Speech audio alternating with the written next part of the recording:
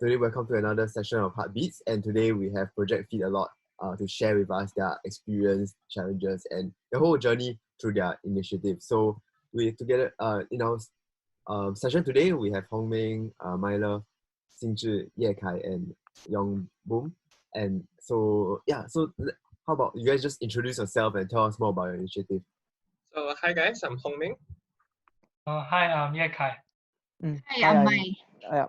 Sorry. Yeah, I'm Xingzhi. Hi. Yeah. And I'm Yongbom. Hello.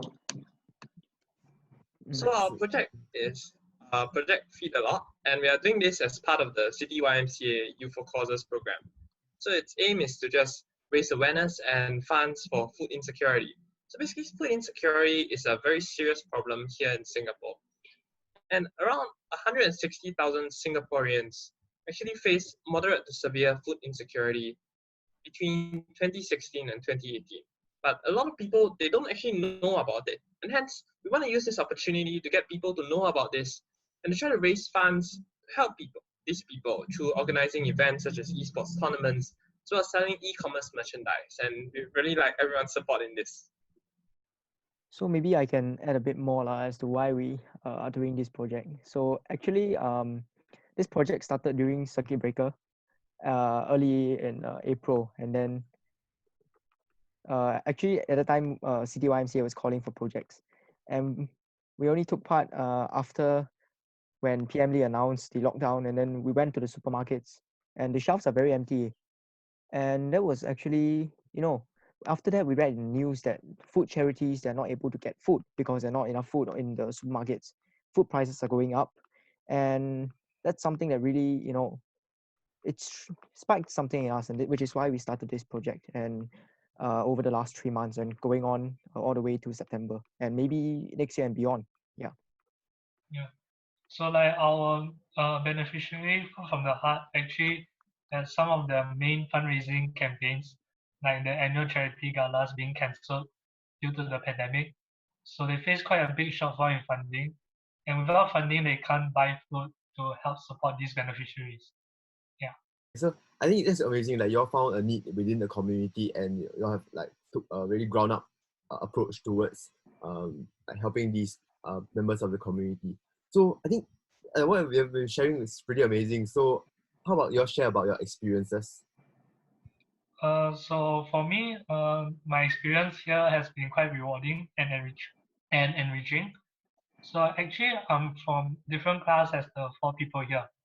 So this project provided a medium for us to bond more closer together through online meetings, and also we built up quite a camaraderie. So we hope to extend this period beyond this. So we actually started out wanting to make our project quite a diverse community. So we wanted to bring people from other schools and institutions. So that's why we wanted to ask y'all if y'all can help us send out a link to the general public out there. Yeah.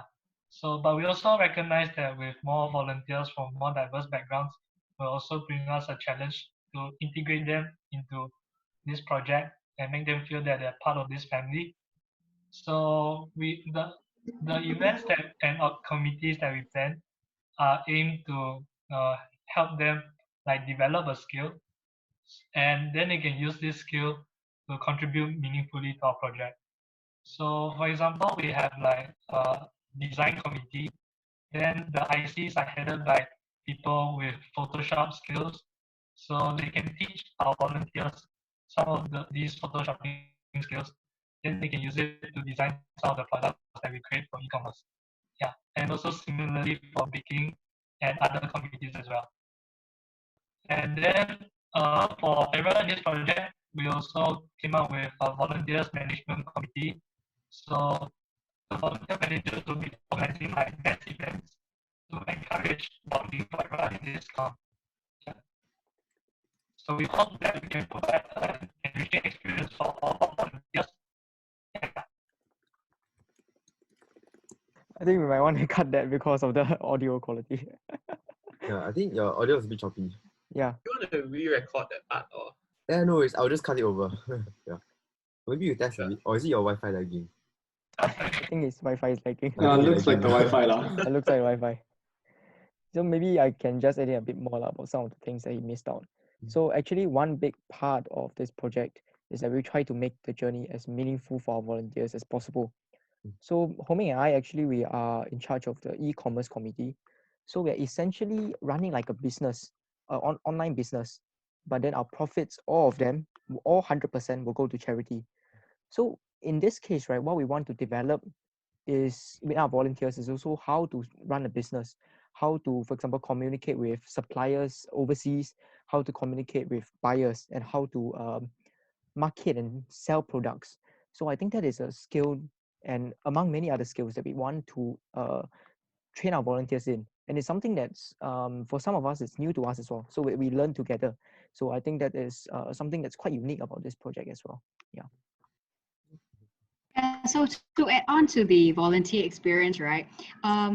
We are our project is not solely just about raising funds for, it's also about raising awareness about food insecurity and the food wastage situations in Singapore.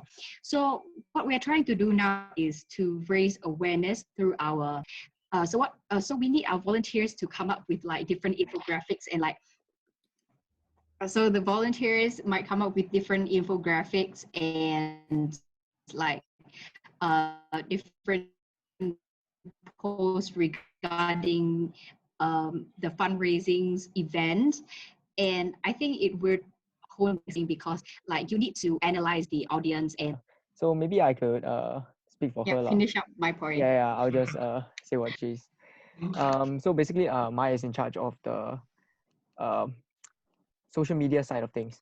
So in our social media, we have our Instagram page, which I would like all the viewers out there to follow us. Project Feed.a.Lot. I think Feed.a.Lot is quite easy and catchy name, so you could find us quite easily on Instagram. And then we are posting things like infographics and general awareness raising, video clips. And over there, you can also see some of the ways you can contribute to this project, and which I will touch a bit on later. Yeah. I think it's for me, I find it a very new experience because of the diversity of volunteers that we're having in this project. So we have people as young as 13 years old in this project to people as old as 50 years old. I think it's this diversity of views that will potentially be very interesting in the months to come as we're doing this project, and as well as all the new things that we're trying out. So like e-commerce, we actually got people who have run successful businesses or e-commerce businesses to try to help us in this e-commerce journey as well. So I think it'll be an interesting journey where we all learn together. So I think adding on to Homing's point about the diversity in our volunteers' backgrounds, I find it a really interesting experience. It's not just the age, but because of their background as well. So for example, it's my first time having a committee where every single member is from a different school, right? So and that makes things like even without COVID, that makes things like in real life meetings a lot harder. Perhaps maybe we can't agree on certain points as well because we have very different perspectives. And I think this is not just a challenge, but it's also, I think, a growing moment for, I think, both me and our volunteers and the IC of the committee as well, that we are able to sort out these differences and work with different people. Interesting. Yeah, I think it's really great that you have a big spectrum of like people you're working with and volunteers coming from all different walks of life, bringing their own expertise and skills to the table. So I think it's really mutually beneficial, and I feel that wow, that's amazing. You're are really coordinating all these very diverse people from very diverse backgrounds and tapping on their strengths in the process, right? So I understand that Hong Ming and Zhi Xing are in charge of the e-commerce part, and Mai is in charge of social media. Maybe for the rest, you can share your role in this project. Hi, so I'm Ye Kai Dan. I'm the head of administration. So I'm actually in charge of volunteers management and operations management. And I also help to coordinate so like donations, sponsorship, and grants. Yeah. And I'm Yong Bong, so I'm in charge of all our events. So for events, we're having things like competitions. So we're looking for things like esports competitions, poetry competitions, and photography competitions. Okay. That's cool. Can you share with us more about like maybe the esports competition? Um, all right. Okay. So I think for the esports competition, it's a relatively new area for YFC projects to tap into. And one reason for choosing such an event is because esports is a very different demographic to say the group that even things like volunteer SG caters to. In that it caters to people like gamers who who may not be so involved in things like community and volunteering. So it provides us two opportunities. So one is to have the members in the planning committee that they're also gamers, right? So they can use their gaming knowledge and their so-called expertise to help out for these kind of events and make a difference in the community. And this also allows us to reach out to the demographics of gamers, to a different demographic that we might not be able to reach out with other means. So I think it's a very interesting event that has a lot of potential. Okay. That's great. So, how do they be involved, or like, how does the awareness part come in for these people who participate in the competition? I think So Yeah. yeah, okay. So the competitions are mainly for awareness and fundraising. So I think the fundraising part is relatively straightforward. Things like entrance fees and donations. But for the awareness part, so we're trying to do things like embedding the message into the competition itself, so that it doesn't become a gaming competition with food on the side, but it's a gaming competition for food with this charity, this awareness as a central theme in the competition, in all the marketing and the execution of the event itself. So that's how we are planning to frame the awareness part of the competition. And something else that we want to build on for the competitions part is that for all the participants taking part in the competition, we will send them a pledge card, so they're able to write down a pledge card to say how can I contribute to my community. Doesn't have to be food, but how do I contribute to my community at large? That's great. So, maybe you can give the audience like a small hint or a taster. What kind of games are out there for them to play? All right, so so we're planning on organizing competitions for 3 different game titles. So our first one is League of Legends. For those who play League with friends, then you guys can sign as a party of 5. The next one is FIFA. So you guys can come and play FIFA as well if you would like to play. And the last one is Jackbox. So Jackbox is maybe not a game you heard of before. Maybe it is a game you heard of before, but it is mainly a party game. So maybe you want to play with family, you want to play with friends. You guys can sign up as a group, and you don't really need any experience beforehand to play. So yeah, sign up. Oh, So that's great. for our competitions, we'll be partnering with West Coast YEC as well. So do look up for publicity by us or West Coast YEC, and it will be, as the teaser, it will be held in September. So do look out for it, and we look forward to seeing you there. Yeah, and follow Instagram where the updates will be posted. Yep. Later we'll hit up with your Instagram links and your social media links and all. Yeah, I think that's great. So I think for the audience, after listening to this, maybe they can start forming their team and practicing on these games. So maybe you can share with us what are the prizes out there. So for prizes, for some of the games we have things like NTUC vouchers. We're looking into CapitaLand vouchers as well. And for the more competitive gaming titles, we are looking into things like hardware. So things like gaming gear and things like that. So those will be the prizes. Oh, good stuff.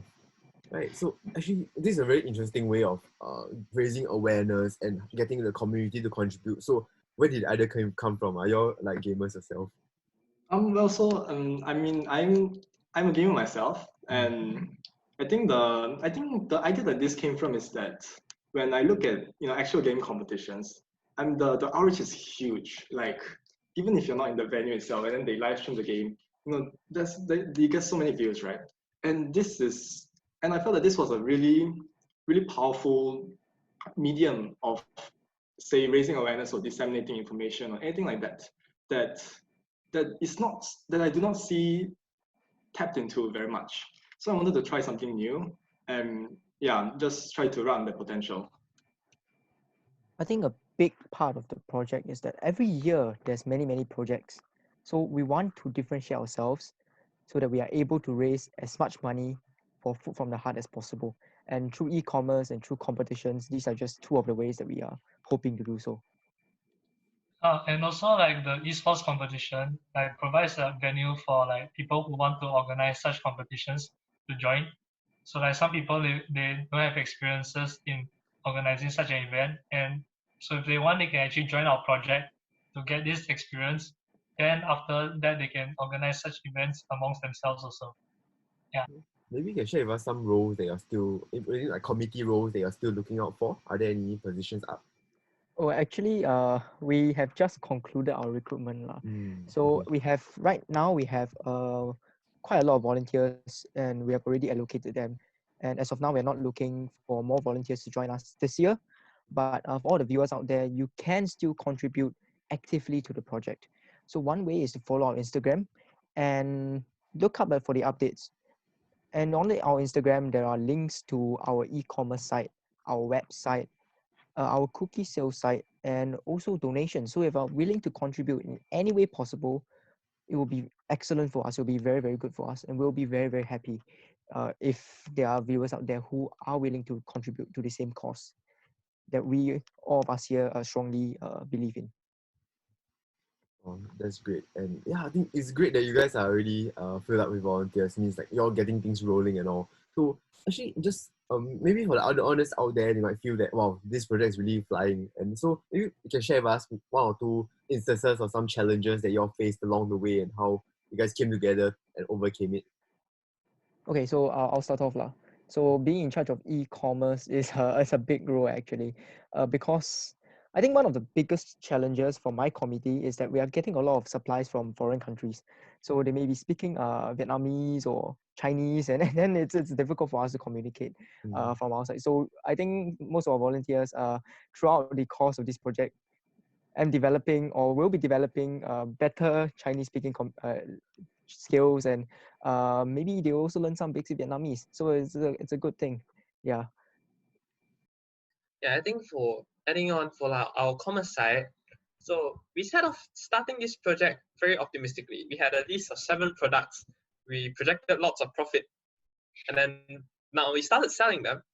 And then after that, we realized that uh, out of these 7 products, right now we have cancelled off 5 of them because we realized 5 of them didn't sell. So I think a lot of it is about managing our expectations and to not give up. Even though like 5 out of 7 of our products didn't sell, looking at it optimistically, 2 out of 7 of the products are selling quite well. So I think that's how. And moving forward, we have always have more ideas that we are trying to pursue. So it's about taking all of these in stride. Right, so what are the 2 amazing products that have been a hot seller for you guys? I think for us, the 2 products that have been selling quite well. Surprisingly, one of them is a customized tumbler. So where we customize people's name on the tumbler, and another one where we are seeing quite a lot of interest in is keyboard wires. So we make handmade keyboard wires, but that's a lot of interest. But we are still in the process of perfecting the making of those keyboard wires. So we'll see how. Right, cool. Okay, so I think we have one more question. So maybe you can go around and share about like your takeaway from this volunteering experience and how you can encourage the fellow youth audience to take the first step forward. Yeah. Yeah. So I'll start first. And actually, this process is still ongoing. And then there's still 2-3 more months left, and then we are all still learning. So maybe I'll just share a bit more in the first few months what I've learned lah. So actually, this project, right, it really showed me that if you are interested in a course, you can have a variety of skills, and it doesn't have to be a specific skill whereby I need to have this skill, I need to really like be on the ground, be social, and talk to people to become a good volunteer. That is not true. I think throughout this process, from our doing our e-commerce and trying to see which role is most suitable for volunteers, I think it really showed me that no matter what kind of person you are, there is always something out there or one way that you can contribute positive to the cause that you're interested in. So maybe you're not so sociable, you could start an online business and then raise funds for another group or the group that you're interested in. Or maybe you could go down and pack, for example, food items since we're doing food, behind the scenes. So not communicating people, but behind the scenes, and you're still contributing positively. I think that's a very important takeaway from me, lah. Yeah. So for me, like I was like a regular volunteers, but like this is the first time that I'm being like so-called a leader of a project. So for me, like normally I would just so the skill that I pick up from volunteering is how to work with a variety of different people, and also from this project I learned how to lead other people as well. And because we have different committees and we still need to communicate with each other, so I think like communications is skills are very important as well. Yeah. uh, and I think that young people. I think for me, the main takeaway is just that at the start, I thought starting a project or doing something for a social cause was extremely daunting. And after doing this project, I realized that it's something that everybody can do. So just to all the potential volunteers out there, to all the potential change makers, I think you should just go for it and go to champion the social cause that you are interested in. Also, I think my takeaway from volunteering is that they said, you do learn things from volunteering. I think it's important to not treat volunteering as as that you give your time and someone gets something in return. But actually, you also get something in return, right? So, for example, we get skills like leadership and management, and in other volunteering scenarios, maybe you can get things like communication skills or even things like administrative work. There could be skills that you learn from that. So I think it's important to know that you are still learning something as volunteering and you are still getting something back. Yep. So I think that's my takeaway from volunteering. So for me, I think my main takeaway from this project is when we made the decision to expand our comm, so from 5 people to now 140 people. So actually we could have, so back then we thought like, what can we do with 5 people? So obviously even if we try a lot, we still can't make that big of an impact. So we wanted to expand our comm. So with more people, you can have more division of labor, and more people can do the things that they're good at. So, but also one of the takeaways is that you have to be able to manage the volunteers so that you have to empower them so that they can contribute meaningfully. So even if we have 140 volunteers, if they all go in different directions, then we can't get anything done. So our main job is to focus them in one direction so that we can do more great things with this project. And also to all the other volunteers out there, so if you don't know how to start, you can always start by joining a volunteer project first. So for me, myself, I've actually taken part in 2 other volunteering projects before I joined this project. So I think that's a great way to start. And also you can look for a mentor so that you can consult on. So like for our project, we actually have a mentor from YMCA, yeah, who will give us advice on like what to sell and how to manage our financials and etc. Yep. Thanks so much for sharing. So I think some key takeaways for volunteers, or like what you mentioned, is about empowerment.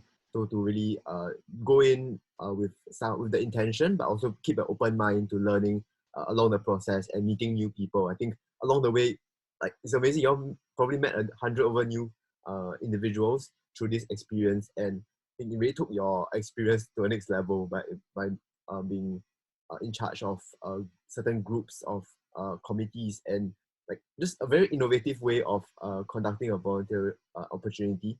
Yeah, great job, guys. So Okay, thank don't you. forget to follow their social media links and visit their e-commerce store. So all these will be flashed on the next few slides later on. And yeah, so thank you everyone for coming on board this session today.